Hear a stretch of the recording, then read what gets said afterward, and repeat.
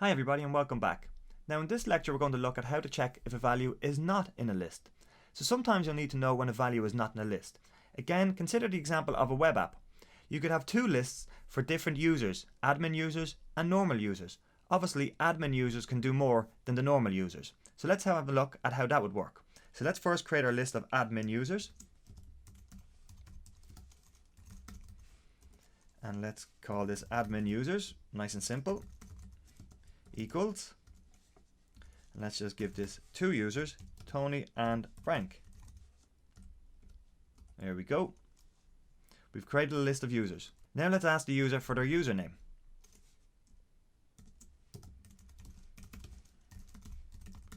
Let's have a look. Username equals input. Please enter your username. Okay, close it off. Perfect. Next, we check if the username entered is in our list of admins.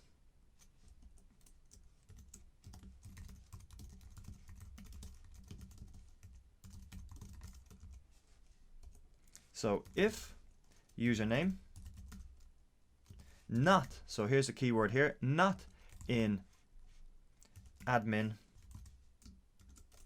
users, colon, print,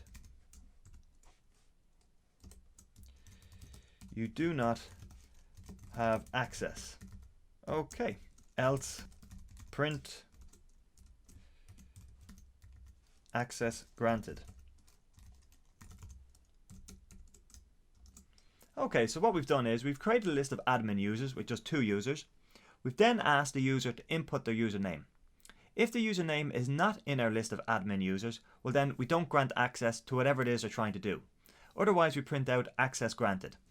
So let's save this and now let's run it. Okay, please enter your username. Tony. Access granted. So far so good. Let's run it again. Please enter your username. Bobby.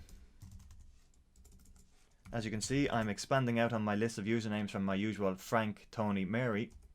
You do not have access. So there we go. So you can see how you can combine that with the last lecture to start checking for valid users and usernames within your web app or any other application. Thanks for listening and I'll see you in the next lecture.